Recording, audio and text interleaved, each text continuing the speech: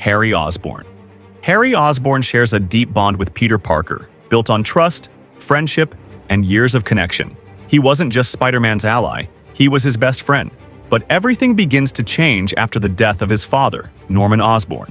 After discovering that his father was the Green Goblin, Harry suffers a mental breakdown, consumed by grief and a desperate need for revenge, often unable to see the truth about his father's abusive and unstable nature. The situation becomes even more tragic. Harry eventually discovers that Peter Parker is Spider-Man, the one he believes is responsible for his father's death. To him, this is the ultimate betrayal. The friend he trusted the most becomes the person he hates the most. This revelation turns their bond into a bitter and deeply personal feud. On top of this, Harry struggles with addiction and immense emotional pressure, which further destabilizes his mind, pushing him closer to becoming what his father once was. In many other adaptations, he follows the same dark path, taking performance-enhancing formulas and becoming the Green Goblin himself. Curt Connors, the Lizard. Peter Parker shares a close academic connection with Curt Connors, often working with him as a student, assistant, or admirer of his scientific work. To Peter, Connors isn't just a scientist, he's a mentor figure, someone who represents intelligence, curiosity, and the desire to use science for good. There's mutual respect between them. Connors sees potential in Peter, while Peter trusts his guidance and believes in his vision. But this connection also leads to something tragic. Peter unknowingly provides the missing pieces to Connors' research, the final push that helps complete the formula that unleashes the Lizard. Because of this, Peter feels personally responsible for what happens, and often tries to stop Connors without seriously harming him. As the Lizard, he gains immense strength and regeneration, but loses his humanity and becomes Spider-Man's enemy. Quentin Beck, Mysterio. After the events of Spider-Man, Far From Home, Peter Parker meets Quentin Beck, a man who presents himself as a hero from another universe. To Peter, Beck becomes more than just a teammate, he becomes a mentor figure, someone who understands responsibility and even earns the trust of Tony Stark's legacy. Peter trusts him so much that he hands over control of Edith, one of the most powerful defense systems in the world. But it was all a lie. Quentin Beck is actually a former Stark Industries employee, driven by ego and resentment, using advanced holographic technology and drones to create illusions and fake heroism. When his true intentions are revealed, the betrayal hits hard. This isn't just a villain, it's someone Peter trusted, someone he believed was a hero. As Mysterio, Beck doesn't rely on real powers. His strength comes from deception, manipulation, and psychological warfare. For Peter, the fight isn't just physical. It's about seeing through illusions and facing the consequences of misplaced trust.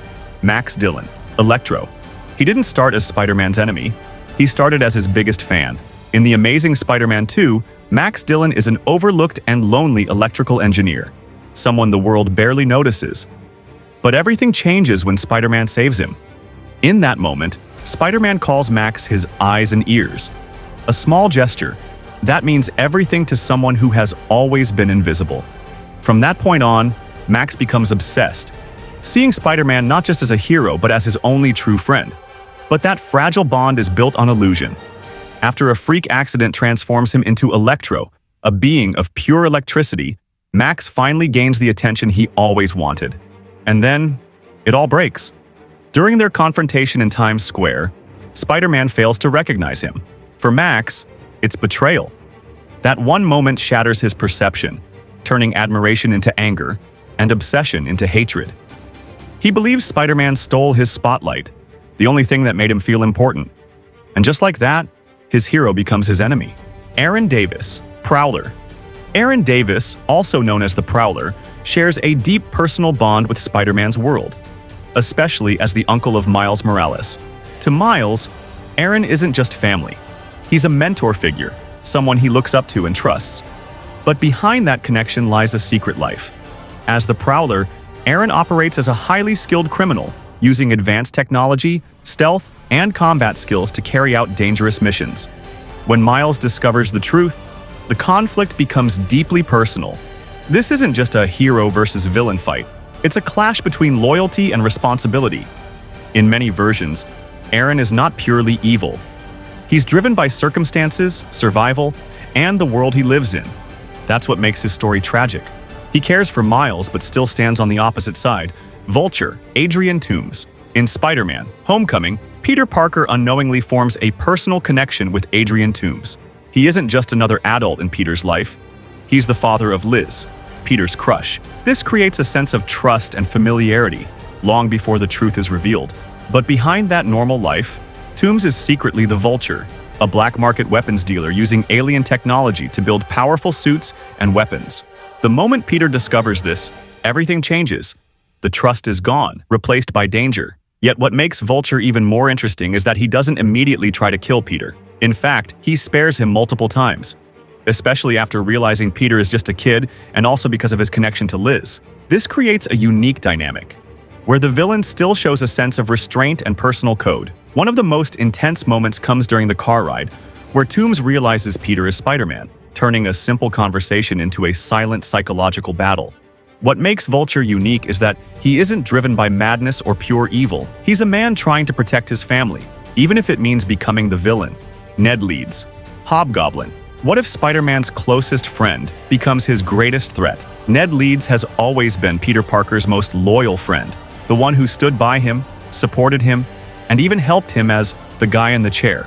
In Spider-Man: No Way Home, Ned even promises Peter one thing, that he will never turn into a villain and try to hurt him. But everything changes after the spell. Now, the world has forgotten who Peter Parker is.